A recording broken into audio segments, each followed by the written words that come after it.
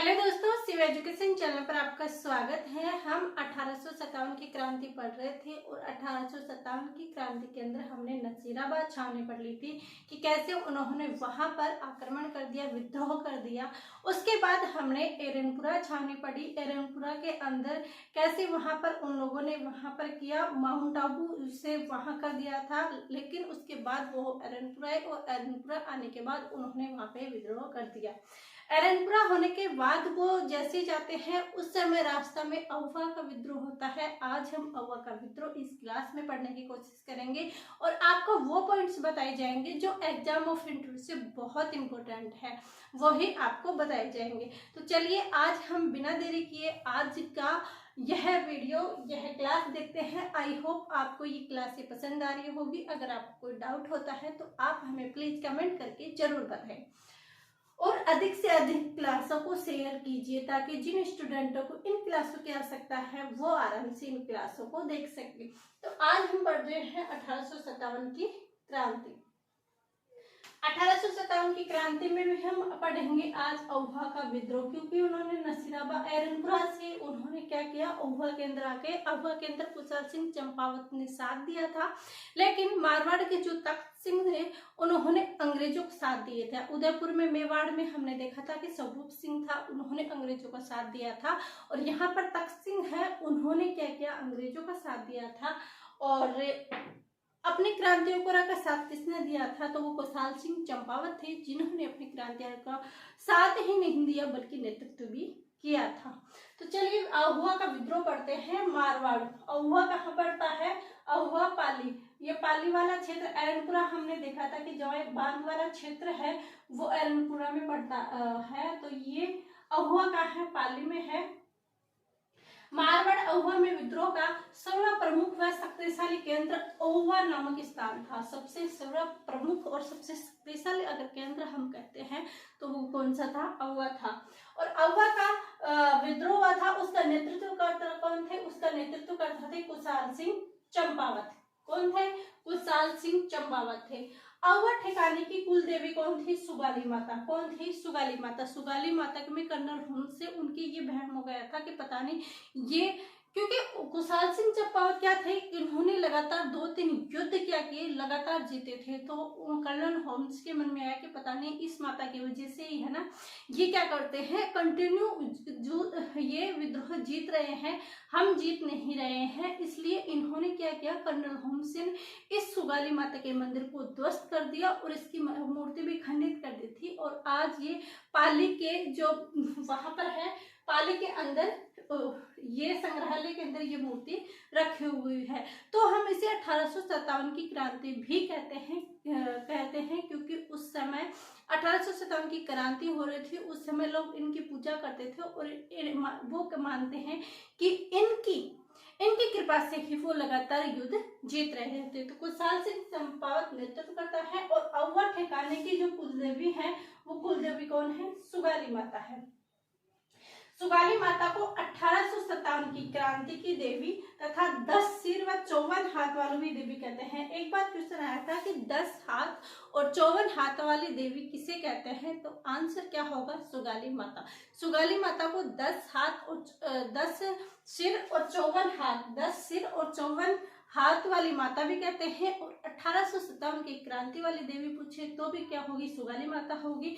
मारवाड़ या अहुआ की जो कुल देवी है अगर वो पूछे तो वो भी सुगाली माता होगी। तीनों टाइप से क्वेश्चन आ सकता है, ध्यान रखें।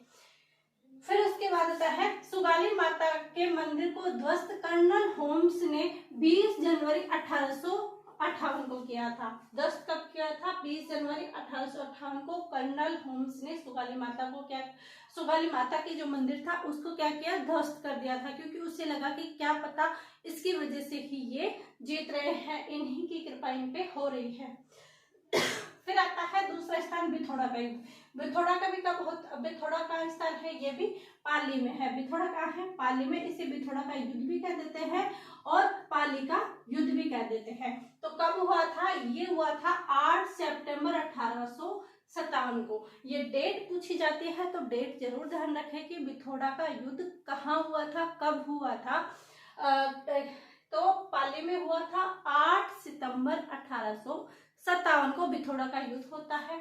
अब बिथोड़ा का युद्ध में क्या है कि अंग्रेज अधिकारियों ने बोला तख्त सिंह को कि कुशाल सिंह चंपावत क्रांतिकारियों के साथ दे रहा है, पूरी वो तैयारी कर रखा है, आप क्या कर रहे हो, आप भी सैनिक भेजिए और क्रांति की शुरुआत करेंगे, हम भी विद्रोह करेंगे, हम भी क्रांतिकारी इधर कर रहे हैं, वो अपनी पूरी तैयारी कर रहे हैं, हम बिल्कुल भी तैयारी नहीं कर रहे।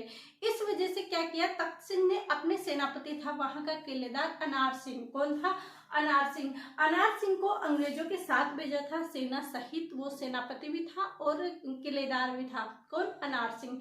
तो तख्त सिंह ने उसको भेजा था, इसलिए हम वो मारवाड़ बोलेंगे, अंग्रेजों का युद्ध नहीं बोलेंगे, क्योंकि उसमें मारवाड़ के तख्त सिंह ने साथ दिया था अंग्रेजों का, तख्त सिंह ने अंग्रेजों का साथ दिया था और कुशाल सिंह चंपावत ने क्रांतिकारियों का साथ दिया था।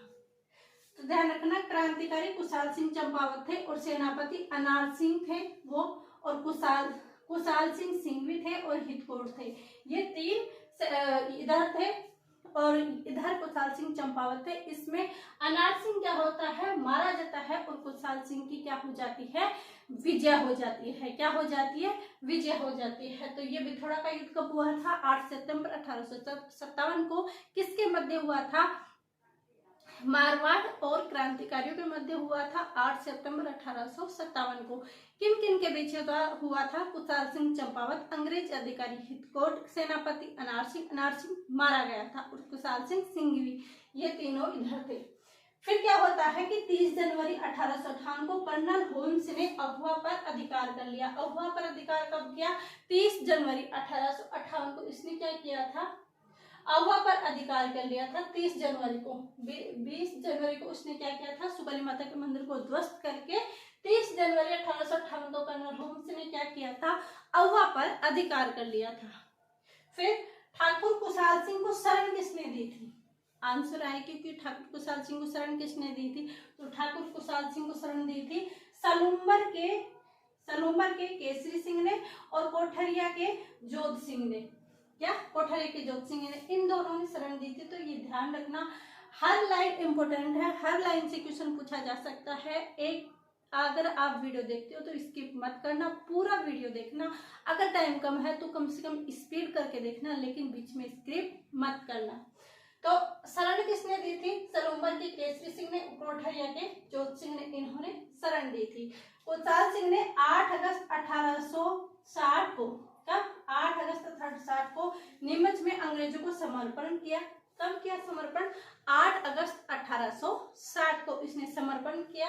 और फिर जब इनका युद्ध हुआ था तो इनकी जांच के लिए जो आयोग आया था, उस आयोग का नाम क्या था, तो उस आयोग का नाम था टेलर जांच आयोग। क्या नाम था, टेलर जांच आयोग था। टेलर आयोग का संबंध किससे है, कुशाल सिंह की जांच हेतु है। और ये कब आई थी, 10 नवंबर 1860 को, क्योंकि समर्पण कब किया था, 8 अगस्त 1860 को किया था। और ये जांच आयोग आया और 10 नवंबर 1860 को क्या किया, कुशाल सिंह चंपावत को रिहा कर दिया। लिया कब था, 8 अगस्त 1860 को, और रिहा कब किया, 10 नवंबर 1860 को। इसकी जांच के लिए कौन सा आया था, तो जांच के लिए टेलर आयोग आया था। और फिर क्या हुआ कि 1864 के अंदर उदयपुर में क्या हुआ, कुशाल सिंह चंपावत जी का निधन हो जाता है। कब होता है, 1864 को उदयपुर के अंदर कुशाल सिंह जी का, चंपावत जी का निधन हो जाता है। ये थी बिथोड़ा का युद्ध।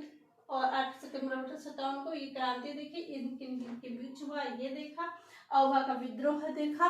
अब यह देख सकते हो आप, हर लाइन से क्वेश्चन बनने वाले हैं, हर लाइन से क्वेश्चन पूछा गया है। तो यह क्लास आपको कैसी लगी कमेंट करके जरूर बताएं। वीडियो को अधिक से अधिक शेयर कीजिए, लाइक कीजिए एंड सब्सक्राइब कीजिए। अब मिलते हैं अपने नेक्स्ट क्लास में। आप सभी का धन्यवाद, थैंक यू।